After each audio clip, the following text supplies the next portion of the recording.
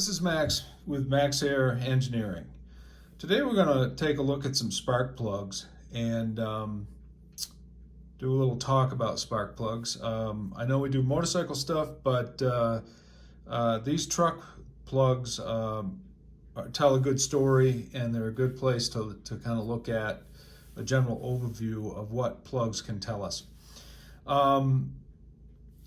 Plug reading is a science, and we don't do it with our kits because it really needs to be done a very specific way. But one of the ways you can really tell something, another problem is with today's fuels. It can be very hard to get a decent plug reading with all the cleaning agents and stuff like that in today's fuel, all the additives. But one of the things we can do is we can tell long term by looking at our plugs how our engine's doing. We can tell a fair amount about how our engine's running and just the overall condition. We can't get into nitty gritty, but overall condition of our motor. As you can see, we have 8 plugs, and these plugs are out of my 2005 Chevy Silverado pickup truck that has 77,000 miles on it. And these have been in, they came from the factory, so they've been there 17 years. Time for a change. I think they're supposed to go 100,000, but the time thing, I was actually more worried about them just getting stuck in the heads over time than anything. But they are showing some signs of wear, and the truck definitely idles better. And I did the wires at the same time too, which was a good thing because one of the wires broke when it came off. In fact, when you look at these plugs, they're very consistent. That's one of the things that we like to see. They look across the board almost identical, very, very similar. In fact, the one that broke off, the wire that broke off, it was number 3, and number 3 actually looks just a little bit different than the rest of them. Like maybe it was just a touch richer, and I mean just a touch, nothing to be concerned about. But I wasn't surprised when I saw that one looked a little different than the rest of them, and that was the wire that was stuck on, indicating that there was probably some reason it was stuck on. I don't see any corrosion up here in the tip, but may not have been the best connection. There was also a little bit of mis-idling going on, and I suspect that's gone now. I suspect this was the plug, or should I say the wire that was causing that problem. One of the things that people don't know that I do want to point out is what a fouled plug is. A lot of people think that a fouled plug is these electrodes here and here get, turn black or get cruddy. That's not the case. What happens is the insulator gets filled with carbon or fuel or both and becomes conductive. And basically, why is the spark going to travel down this thing and jump across to this electrode if it can just go straight across the surface of this ceramic? So once that ceramic gets contaminated and full, you can try to clean it, and you can have some success, but usually when a plug is fouled, it's time to think about replacing it, or time to replace it. And the reason is because this ceramic insulator has become conductive. Also, I don't know how clear you can see. I'm using a phone here on a little tripod. What we're looking for in a properly burning engine, and again over time, if you see on an engine that burns very efficiently, a clean insulator and a clean plug, that's not an automatic indication that you're lean. A lot of people think that. With today's fuel, the detergents in it and everything, we can get false readings. That's why plug reading is not a great way to go. But over time, you can look at this area and you see just a little caramel color on the white insulator. Just a little bit of a caramel. That is what we call a perfect burn. This is a fuel-injected motor, so we would expect to see a perfect burn because the computer is making sure that happens, at least theoretically. With a carbureted bike, we're relying on motorcycle, we're relying on physics to do this. And there's several factors in play, but over time, if you've got a plug that's been in there a little bit and you pull it out and it looks like this, and you've got some caramel color in there, you're in good shape. This thing is a little, as you can see, there's a little bit of black around here. That really doesn't matter at all. That's really inconsequential. What we're looking at is this insulator. Also, when we look at these electrodes, there's nothing about these electrodes when you look at them under a loupe, a magnifying loupe. There's no balls of metal. There's no indication of heat.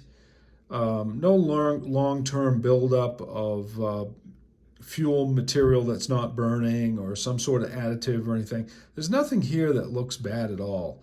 This is what I call an ideal looking plug, especially for one that's been in a motor for 75 or 77,000 miles and over the course of 17 years. So now when we change plugs, this is a little controversial. I recommend putting aluminum never sees, especially on an aluminum motor where you have similar metals, some aluminum never sees in this area. I also recommend using a torque wrench, using the factory torque, and when I use never sees, I back it off 20%. Make sure you do not confuse inch pounds and foot pounds. This is crucial, especially on an aluminum motor. If your spec is inch pound and you put foot pounds, you're going to be in big trouble. So double check your torque specs. Make sure you set your torque correctly. Also on your boot, I recommend dielectric grease. Actual dielectric grease. Now, dielectric grease is silicone grease, but it's my understanding that dielectric grease and silicone grease are different in consistency. So you don't want to interfere with the conductivity of this, but inside the boot and also where it connects to the coil, it's never a bad idea to put some dielectric grease, especially for plugs that are supposed to be good for 100,000 miles. I think that's a ridiculous amount of time not to change your plugs. Personally, they're not that expensive. By then, your wires are ready to be changed. But again, if you're putting 75 on in a year or 100,000 on in a year, 2 years, 3 years, that would be different than somebody like me who's only putting on 77,000 in 18 years. Time's a big factor. So those are some of the things I wanted to go over with these plugs. As you can see, I numbered them for the cylinders as I took them out, so I could take a really good look at them later on. And if I saw anything that was specific to one cylinder, like I did this one when I pulled it off and the wire broke and part of it stuck on the thing, I wasn't surprised, again, when I saw this was just a little bit different than the rest of them. It actually looks like it was just a tad richer, which would indicate to me there might have been a connection problem. This wasn't firing as good as it should have. Again, this motor is, since I put the plugs in, is running nice and clean, and the idle, there's no more miss at the idle, and it improved the power. So it was definitely time to change these. The other thing I want to mention is when you change these things, make sure you gap your plugs. A lot of people say you don't have to gap them. Now, these are iridium plugs, so you want to be very careful and use the right tool for gapping these. But I found that mine, they were supposed to be 0.040 for my model year truck, and they were well over 60, which is the spec for some trucks, but not mine. So I gapped all mine, and as you can see, these, I don't think these were ever gapped because the gaps are not the same. You can't really see it, but if I was to put the plug gap tool on every one of them, they're not the same. Mine are all the same now. So I recommend gapping. Just use the right tool, be very gentle, and don't scrape off that iridium material or whatever it is that they put on there. It's not iridium, it's probably platinum or something. I don't know what it is, but some sort of special metal they're coating this stuff with. Just be very gentle with these electrodes when you gap them. but do gap them, look up your spec. These things are very important, and if you do it and do it right, then you're going to enjoy. Also, when you buy plugs, understand that if you buy plugs from a different manufacturer, they don't cross over well. So when you try to do a comparison from one plug, say the NGKs that come with a V-Star 1100 or the Roadstar, to an Iridium or whatever, they're not perfect in terms of how they cross over. So just be aware of that. I personally use the OEM plugs and everything, but if you go off the reservation and do something different, understand that you may be getting a slightly different heat range.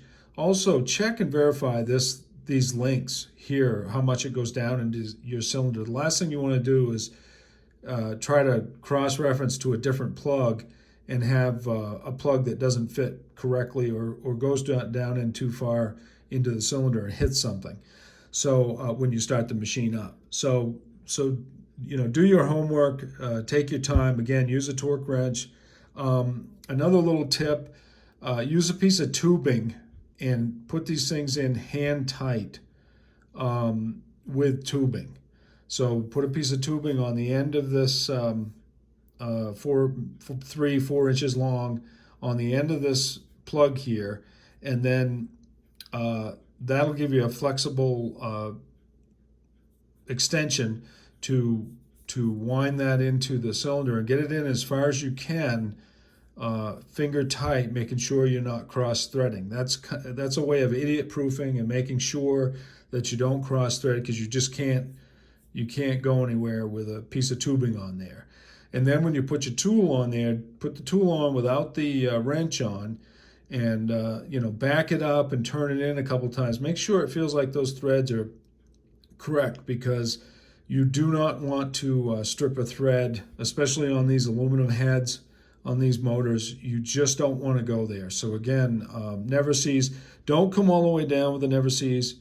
Only do the top portion.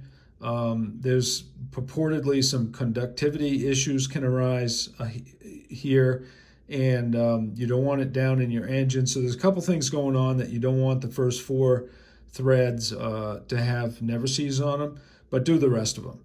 And don't put too much on. I put a coat all the way around, but I don't slap it on. I just put on enough to lightly coat the threads. And then when you go to take your plugs out, some of these, the torque on these was, I think 132 inch-pounds, if memory serves. Plus I backed it off 20%, so I think I was at 108 inch-pounds. Which foot-pounds wise, I believe was, and I'm going from memory here, 9 foot-pounds of torque to put these in. Conversely, taking these old ones out, I swear I had as much as 40 to 50 to 60 pounds of torque releasing these from the head. So definitely never sees is going to make that job. And then getting these boots off that had been on there for so long was a nightmare. Those things came off really hard. Like I said, I broke one of them. I replaced them, but the silicone helps with that too. So if you do these things when you're changing your plugs down the road, you're going to be grateful when you have to change them again, because inevitably you will. Always have spare plugs around for your motorcycle, because with a carbureted motor you can file a plug really easy, and being able to swap out your plug makes things pretty easy. The Roadstar has 2 plugs. Be aware of that. So you could have one fouled plug. I've had that happen, and the bike seems like it's running, but it's not. You're having some performance issues. It's because one plug is not firing. So be aware of that as well. Well, that's a quick overview of spark plugs. Don't overthink them, but take care of them. All right, this is Max at Maxair Engineering signing off. Thank you. Bye.